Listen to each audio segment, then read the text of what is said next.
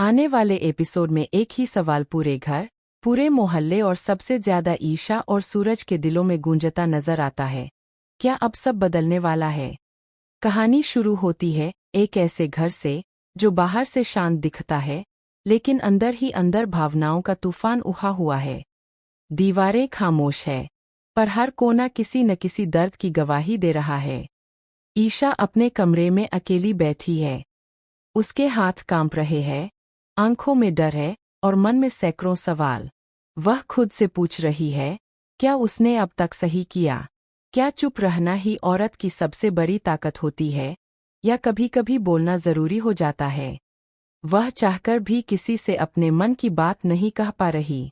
तभी कमरे का दरवाजा खुलता है और अंदर दाइमा आती है। आज दाइमा का चेहरा बदला हुआ है। न वही सख्ती, न वही कड़वे ताने। उसकी आंखों में बेचैनी है, लेकिन साथ ही एक पक्का फैसला भी साफ नजर आता है। वह ईशा के पास बैठती है और बिना किसी भूमिका के सीधे कह देती है, ईशा, अब बहुत हो गया। यह तुम्हारा हक है। तुम्हें सूरज के साथ अपनी जिंदगी पूरी करने का पूरा अधिकार है। ईशा सन्न रह जाती है। उसे यकीन नहीं होता कि यह वही दाइमा है जिसने अब तक हर बात में समाज को आगे रखा। दाइमा आगे कहती है, तुम जैसे भी करके सूरज से उसका ब्रह्मचारी व्रत तुषवाओ। मैं तुम्हें इजाजत देती हूँ। जाओ, तुम और सूरज एक हो जाओ। ये शब्द ईशा के लिए किसी वरदान जैसे है, लेकिन साथ ही एक भारी बोझ भी। दाइमा समाज की सच्चाई सामने रख देती है। वह कहती है कि बिना बच्चे के इस समाज में कोई औरत पूरी नहीं मानी जाती। लोग बातें बना रहे हैं, उंगलियां उठा रहे हैं।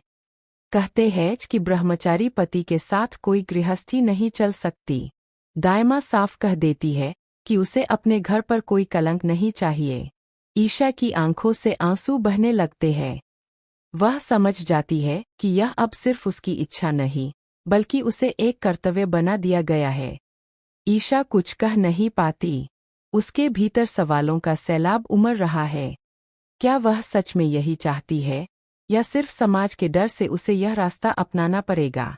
लेकिन उसे यह नहीं पता कि कमरे के बाहर थोड़ी दूरी पर सूरज खड़ा है। हर शब्द, हर ताना, हर दबाव वह साफ सूरज की आंखें झुकी हुई है। वह ईशा से नजर नहीं मिला पा रहा। आज उसे एहसास हो रहा है कि मोहल्ले में ईशा को जो भी ताने नहीं मिला पा रहा। आज उसे एहसास हो रहा है कि मोहल्ले में ईशा को जो भी ताने सुनने पड़ते हैं, उनकी जड़ कहीं न कहीं वही है। लोग फुसफुसाते हैं, हंसते हैं और खुलेआम कहते हैं, ब्रह्मचारी पति के साथ कैसी गृहस्थी? यह कभी मां नहीं बन पाएगी। और तभी माहौल में जहर खोल देती है मोनिका। अपने तीखे लहजे में वह ताना मारती है, जब पति ही ब्रह्मचारी है तो मां बनने का सपना क्यों देखती हो? ये शब्द ईशा के दिल को चीर देते हैं। और इसी पल सूरज के भीतर कुछ टूट जाता है, कुछ बदल जाता है। अब तक जिसने अपने व्रत को सबसे ऊपर रखा था, आज वही सूरज समझने लगता है कि उसका फैसला ईशा को हर दिन कितनी गहरी चोट दे रहा है। वह ठान लेता है, अब नहीं। अब वह ईशा को तानों के बीच अकेला नहीं छोड़ेगा। पहली बार सूरज अपने व्रत से ज्यादा ईशा के आत्मसम्मान के बारे में सोचता है। उसे एहसास होता है कि सच्चा धर्म किसी को दुख देने में नहीं, बल्कि किसी का दर्द बांटने में है। धीरे धीरे सूरज और ईशा के बीच वह दूरी पिघलने लगती है जो समाज ने बनाई थी। एक भावुक और बेहद निजी पल में सूरज बिना ज्यादा सोचे समझे फैसला कर लेता है। न डर, न पछतावा, सिर्फ प्यार और जिम्मेदारी का एहसास। वह ईशा के पास आता है और अपने ब्रह्मचारी व्रत को तोड़ने का निर्णय लेता है। दूर खड़ी दाइमा यह सब देख रही होती है। उसकी आंखों में आंसू है, लेकिन चेहरे पर सुकून।